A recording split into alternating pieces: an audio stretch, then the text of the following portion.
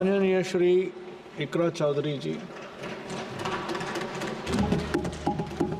धन्यवाद सभापति महोदय, आपने मुझे इस विशेष चर्चा पर बोलने का मौका दिया। भारत के संविधान के 75वें वर्ष की चर्चा के मौके पर मैं सबसे पहले संविधान बनाने वालों की दूरदृष्टि को सलाम करती हूँ। एक युवा सांसद के तौर पर मैं अपनी उम्मीदों को संविधान के साथ जोड़कर खास तौर पर ये बताना चाहती हूँ कि आज हमारे देश में पिछड़े, दलित, अल्पसंख्यक समुदाय को किस तरह अपने संवैधानिक अधिकारों और आज़ादियों की हिफाजत के लिए हर रोज़ मुश्किलों का सामना करना पड़ रहा है। Doctor B.R. अम्बेडकर के कथन से अपनी बात रखना चाहती हूँ। उन्होंने कहा था, मुझे अपने भारतवर्ष पर फक्र है कि जिसके पास ऐसा संविधान है जो लोकतंत्र, समाजवाद और सेक्युलरिज्म को संजोता है। लेकिन आज ऐसा लगता है जैसे संविधान की किताब तो है पर इसे चलाने वालों का ईमान गुम हो गया है। आज हिंदुस्तान में हर वर्ग को किसी न किसी चुनौती का सामना करना पड़ रहा है, मगर अल्पसंख्यक खास तौर पर मुसलमानों पर जो कहर टूटा है वो किसी से छुपा नहीं है। ये लोग सिर्फ अपने मजहबी पहचान की वजह से निशाने पर हैं। संविधान का अनुच्छेद 15 कहता है कि किसी भी नागरिक के साथ धर्म, जाति या किसी और वजह से भेदभाव नहीं होना चाहिए, लेकिन हकीकत इसके उलट है। हालात इस कदर बिगड़ चुके हैं कि hate speech, mob lynching, bulldozer द्वारा घरों को गिराने की घटनाएं आम हो गई हैं। खास तौर पर उत्तर प्रदेश में, जहां ऐसा लगता है जैसे कानून के नाम पर जंगल राज चल रहा हो। संभल में जो हुआ वो सबके सामने है।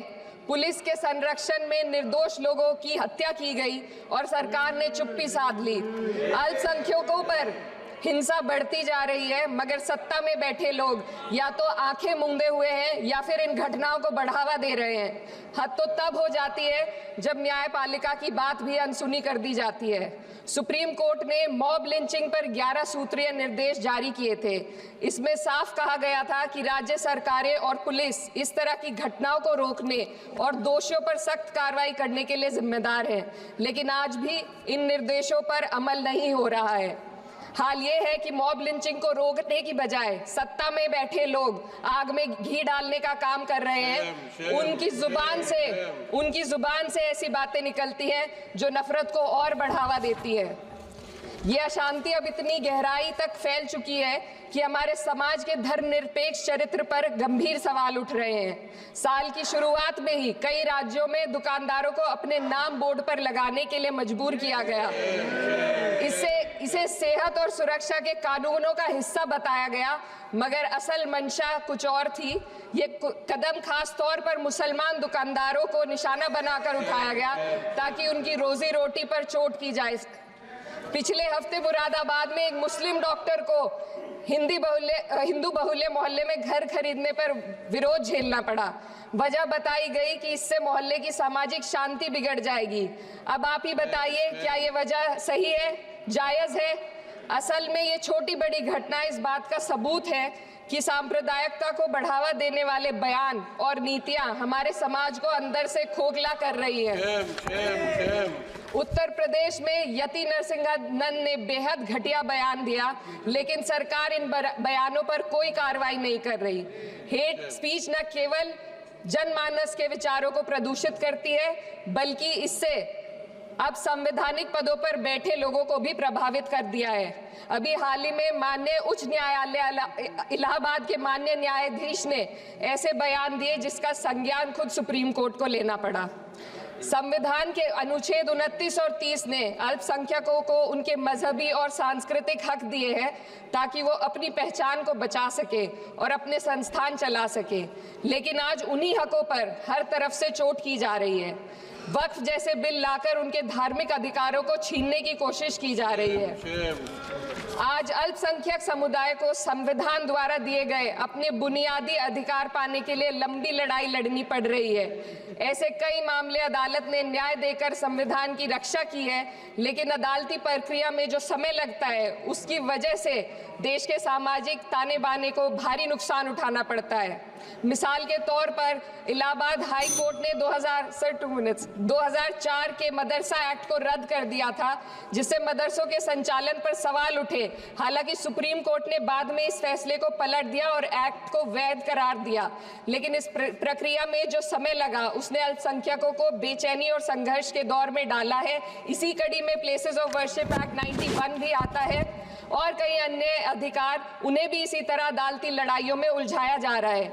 ये स्थिति न केवल अल्पसंख्यकों के अधिकारों की राह में रुकावट है, बल्कि justice delayed is justice denied जैसी कहावत को सिद्ध करती है। मैं इस सदन से दुनिया भर के अल्पसंख्यकों की आवाज उठाना चाहती हूँ, खास तौर पर हमारे पड़ोसी देश बांग्लादेश में अल्पसंख्यकों के साथ जो हो रहा है वे दिल को गहरे तक चोट पहुंचाने वाला है। उनकी जान माल की हत्या की जा रही है।